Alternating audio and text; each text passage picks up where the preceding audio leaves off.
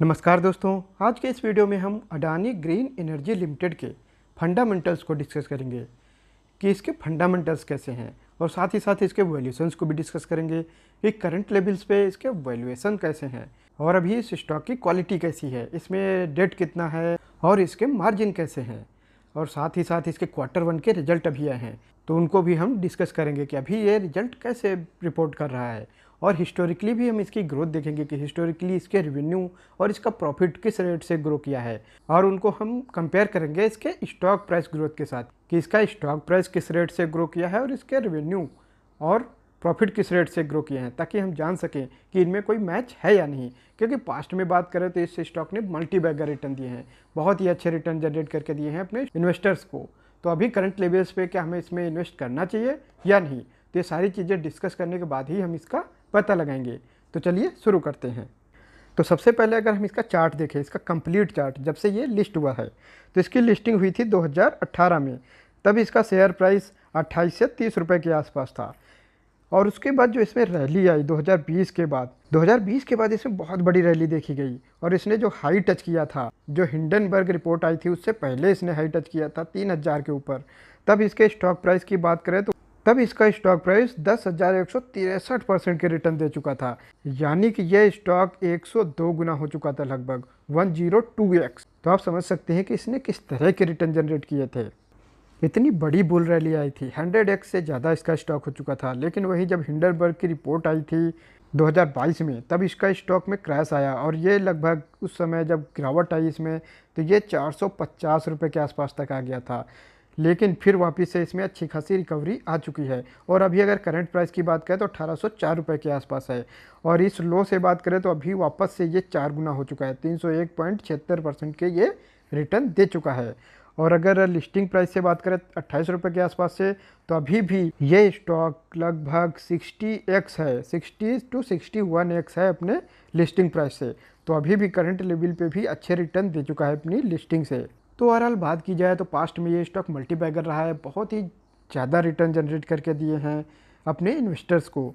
तो आज हम इसके रिजल्ट्स को देखेंगे, इसके हिस्टोरिकल ग्रोथ को भी देखेंगे कि इसके रेवेन्यू कैसे आ रहे हैं, इसके प्रॉफिट कैसे रहे हैं और ये अपने रिजल्ट किस तरह से रिपोर्ट कर रहा है।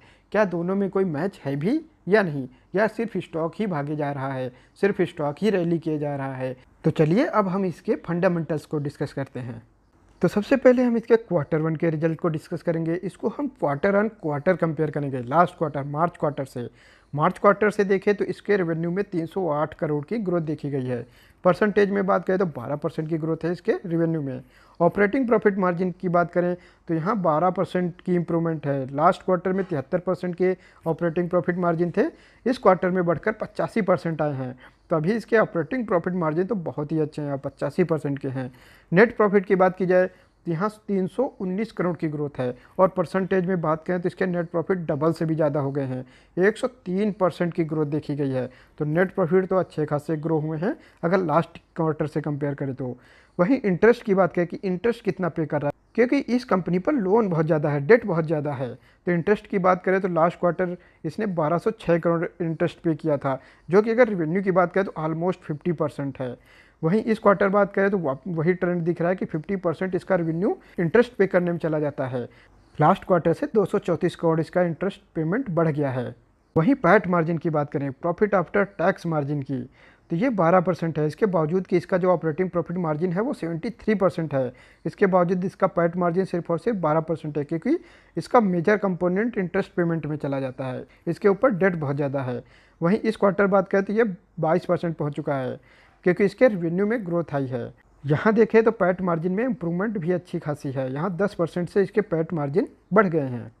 तो ओवरऑल बात की जाए तो क्वार्टर वन के रिजल्ट काफ़ी अच्छे दिखाई दे रहे हैं। रेवेन्यू में तो नॉर्मल ही ग्रोथ है 12% की, लेकिन नेट प्रॉफिट में अच्छे खासी ग्रोथ है 103% की। बस इसमें निगेटिव ये है कि इसका जो रेवेन्यू है वो मेजर रेवेन्यू, लगभग 50% रेवेन्यू इसके इंटरेस्ट पेमेंट पे चला जाता है, जिसकी वजह से इसका प्रॉफिट ज़्यादा बचता नहीं है। पैट मार्जिन इसके अभी भी इतने नहीं है अगर हम ऑपरेटिंग प्रॉफिट मार्जिन के कंपैरिजन में देखें, क्योंकि जिसमें अगर 85% के मार्जिन हो, उसमें लास्ट में प्रॉफिट आते आते नेट प्रॉफिट निकालते निकालते सिर्फ और सिर्फ 22% बचता है।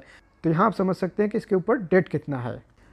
अब हम इसके क्वार्टर वन के रिजल्ट को ईयर ऑन ईयर कंपेयर करेंगे कि लास्ट ईयर सेम क्वार्टर के कंपैरिजन में इसके रिजल्ट कैसे आए हैं, तो लास्ट ईयर अगर जून क्वार्टर से कंपेयर करें जून क्वार्टर को, तो इसके रेवेन्यू में 673 करोड़ की ग्रोथ है। परसेंटेज में बात करें तो 31% की ग्रोथ है।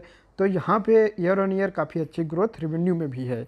ऑपरेटिंग प्रॉफिट मार्जिन की बात करें तो यहाँ 11% इसके मार्जिन घटे हैं। 96% मार्जिन थे लास्ट ईयर सेम क्वार्टर में, जो अभी घटकर 85% बचे हैं। तो यहाँ ऑपरेटिंग प्रॉफिट मार्जिन कम हुए हैं। नेट प्रॉफिट की बात करें तो यहाँ 306 करोड़ की ग्रोथ है लास्ट ईयर सेम क्वार्टर से, और परसेंटेज में बात करें तो 95% की ग्रोथ है। तो यहाँ भी इसके नेट प्रॉफिट काफ़ी अच्छे नंबर से ग्रो हुए हैं। यहाँ हम बात करें अगर इसके इंटरेस्ट पेमेंट की, तो यहाँ भी इंटरेस्ट पेमेंट की सिचुएशन वही है, पहले तो ज़्यादा था। 2162 करोड़ के रेवेन्यू पे ये 1393 यानी कि लगभग 1400 करोड़ का ये इंटरेस्ट पेमेंट कर रहा था। अभी भी लगभग 50% इसका इंटरेस्ट पेमेंट है। 2835 करोड़ के रेवेन्यू पर ये 1440 करोड़ इंटरेस्ट पेमेंट कर दे रहा है। तो यहाँ अगर परसेंटेज में बात करें तो लास्ट ईयर जहाँ इंटरेस्ट पेमेंट रेवेन्यू का लगभग 64% के आसपास था, वहाँ अभी इस क्वार्टर में ये लगभग 51% है। तो परसेंटेज में कमी जरूर आई है, लेकिन ओवरऑल इंटरेस्ट के जो नंबर्स हैं उसमें इस साल इसका इंटरेस्ट पेमेंट 47 करोड़ बढ़ गया है। वहीं परसेंटेज में कमी आई, 64% जो रेवेन्यू का था लास्ट ईयर सेम क्वार्टर, वो 51% बचा है, क्योंकि इसके रेवेन्यू में अच्छी खासी ग्रोथ देखने को मिली है। इसके रेवेन्यू 31% से ग्रो हुए हैं। वहीं पैट मार्जिन की बात करें तो लास्ट ईयर 15% था, ये बढ़कर 22% हो गया है।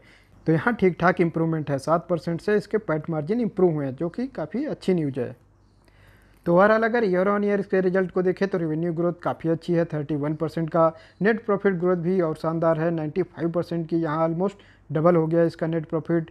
वहीं इंटरेस्ट की बात करें तो इंटरेस्ट का कंपोनेंट काफ़ी ज़्यादा है, रेवेन्यू के लगभग 50% इंटरेस्ट पेमेंट पे जा रहा है, लेकिन फिर भी इसके जो पैट मार्जिन है वो अब 22% के आ गए हैं। तो यहाँ इम्प्रूवमेंट ज़रूर देखी गई है। अब हम इसके हिस्टोरिकल ग्रोथ को देखेंगे कि हिस्टोरिकली इसके रेवेन्यू और प्रॉफिट किस तरह से ग्रो हुए हैं। तो लास्ट 5 ईयर्स की बात करें तो इसके रेवेन्यू 35% के CAGR से ग्रो हुए हैं। वहीं लास्ट 3 ईयर्स की बात करें तो इसके रेवेन्यू 43% के CAGR से ग्रो हुए हैं। TTM में बात करें तो यहाँ कोई ग्रोथ नहीं है, ट्रेलिंग 12 मंथ में इसके रेवेन्यू में 0% की ग्रोथ है। वहीं हम इसके प्रॉफिट की बात करें तो लास्ट 5 ईयर्स में तो 36% से इसके प्रॉफिट ग्रो हुए हैं CAGR से। लास्ट 3 ईयर्स में इसके प्रॉफिट 68% के CAGR से ग्रो हुए हैं, लेकिन TTM में ये ग्रोथ सिर्फ और सिर्फ 10% की है। तो यहाँ भी देखा जाए तो प्रॉफिट भी डिक्लाइन हुए हैं, पिछले 1 साल में ज़रूर इसके नंबर काफ़ी ख़राब आए हैं। वहीं इसके अगर स्टॉक प्राइस ग्रोथ की बात करें तो वहाँ पे पिछले 5 साल में 105% की CAGR से इसका स्टॉक प्राइस ग्रो हुआ है। वही हमने इसके चार्ट में भी देखा था कि इसने किस तरह से मल्टीबैगर रिटर्न दिए हैं। लेकिन अगर रेवेन्यू और नेट प्रॉफिट की बात करें तो पिछले 5 साल में इतनी ग्रोथ नहीं है जितना इसका स्टॉक प्राइस मूव कर चुका है। यहाँ लगभग 3 गुना ज़्यादा इसका स्टॉक प्राइस मूव किया है। अगर इसके हम रेवेन्यू और प्रॉफिट ग्रोथ से कंपेयर करें तो यहाँ बिल्कुल मिसमैच है। इसका स्टॉक प्राइस इसके रेवेन्यू और प्रॉफिट ग्रोथ से 3 गुना तेज़ी से, 3 गुना ज़्यादा CAGR से ग्रो कर रहा है, जो कि अच्छा नहीं है, क्योंकि आगे जाके ये मैच करेगा इस ग्रोथ के साथ, तो वहाँ इसमें बड़ी गिरावट भी देखने को मिल सकती है। लेकिन लास्ट 3 ईयर्स की बात करें तो यहाँ इसका जो स्टॉक प्राइस ग्रोथ है वो सिर्फ और सिर्फ 25% की CAGR से। इसका कारण था जो हिंडनबर्ग की रिपोर्ट के बाद इसमें क्रैश आया था, उस वजह से लास्ट 3 ईयर्स का CAGR ज़रूर कम है। तो यहाँ अगर कंपेयर करें इसके रेवेन्यू और प्रॉफिट ग्रोथ से तो ज़रूर इसके स्टॉक प्राइस ग्रोथ है वो कम है। लेकिन TTM में बात करें पिछले 1 साल में यानी ट्रेलिंग 12 मंथ में, तो यहाँ पे ज़रूर इसका स्टॉक प्राइस 61% से ग्रो किया है, जबकि इसके रेवेन्यू और प्रॉफिट में कोई खास ग्रोथ नहीं है। तो ओवरऑल अगर बात करें इस स्टॉक की तो इसका स्टॉक प्राइस लिस्टिंग के बाद से जितना ग्रो किया है, इसके रेवेन्यू और नेट प्रॉफिट तो उतने ग्रो नहीं किए हैं, नो डाउट। ये अपने जो रेवेन्यू और प्रॉफिट की ग्रोथ है उससे कहीं ज़्यादा तेज़ी से इसके स्टॉक प्राइस ग्रो हुए हैं, जो कि बहुत अच्छी खबर नहीं है। अब हम इसके वैल्यूशंस की बात करें तो अभी इसका मार्केट कैप 2,85,000 करोड़ के आसपास हो चुका है। ये एक लार्ज कैप कंपनी बन चुकी है। वहीं करंट प्राइस की बात करें तो 1804 रुपये के आसपास इसका करंट प्राइस है। 52 वीक हाई की बात करें तो वो 2174 रुपये पे है, और 52 वीक लो 816 रुपये है इसका। तो अभी भी देखा जाए तो 52 वीक लो से काफ़ी अच्छी ग्रोथ ये दिखा चुका है। स्टॉक PE की बात करें तो वो 212 का है। तो यहाँ आप समझ सकते हैं कि ये कितना महंगा शेयर है, कितना ओवर वैल्यूड है। इसका PE 212 का है। PG रेशियो की बात करें तो वो 6 का है, जो बताता है कि ये हाईली ओवर वैल्यूड है, ये स्टॉक बहुत महंगा है। PG रेशियो बहुत ज़्यादा आ रहा है। वहीं ROE की बात करें तो ROE सिर्फ और सिर्फ इसका 17% का है। वहीं डेट टू इक्विटी रेशियो की बात करें तो ये 8.7 का है। यानी कि ये अपने इक्विटी के कंपैरिजन में देखा जाए तो 8.7 गुना, यानी कि लगभग अपनी इक्विटी से 9 गुना ज़्यादा ये डेट लेके बैठी है कंपनी। तो आप समझ सकते हैं कितना ज़्यादा डेट है इस कंपनी पे। यही चीज़ हम इसके जब देख रहे थे इंटरेस्ट पेमेंट में, वहाँ भी हम देख रहे थे कि इसके रेवेन्यू का 50% से ज़्यादा अमाउंट इंटरेस्ट पेमेंट पे जा रहा है। तो उसी से आप अंदाज़ा लगा सकते हैं कि इस कंपनी पे डेट कितना ज़्यादा है। तो ओवरऑल अगर इस स्टॉक के वैल्यूएशंस की बात करें तो वैल्यूएशंस बहुत ख़राब है। स्टॉक भी बहुत ही हायर साइड है, 200 के ऊपर स्टॉक भी है। पीजी रेशियो 6 का है, जो बताता है हाईली ओवर वैल्यूड है, बहुत ही महंगा शेयर है। आरओई एवरेज है, कोई बहुत खास नहीं है, 17% का ही है। Debt to equity ratio alarming है, बहुत ज़्यादा है, 9 गुना डेट ले रखा है इसने अपने इक्विटी के कंपेरिजन में देखा जाए तो डेट बहुत ही ज़्यादा इस कंपनी में। तो असेट क्वालिटी की बात करें तो बहुत अच्छी नहीं है, काफ़ी ख़राब है। तो ओवरऑल इसके वैल्यूएशंस बहुत ख़राब हैं। उसका कारण है क्योंकि इसमें रेवेन्यू और प्रॉफिट ग्रोथ उतनी नहीं है जितना इसका स्टॉक प्राइस मूव किया है। तो अगर फ्यूचर में भी इसका रेवेन्यू ऐसे ही ग्रो नहीं कर पाया 30 से 40% से, तो इसको प्रॉब्लम आएगी। ये अपना डेट कैसे चुका पाएंगे, वो दिक्कत ज़रूर आएगी। और अगर यहाँ डेट रिड्यूस नहीं होता है तो इसमें कभी भी प्रॉब्लम आ सकती है, क्योंकि डेट बहुत ज़्यादा है, इनको डेट रिड्यूस करने की ज़रूरत है। तो अडानी ग्रीन एनर्जी लिमिटेड का एनालिसिस आज यहीं तक रखते हैं। मिलेंगे नेक्स्ट वीडियो में किसी और स्टॉक के साथ। नमस्कार दोस्तों।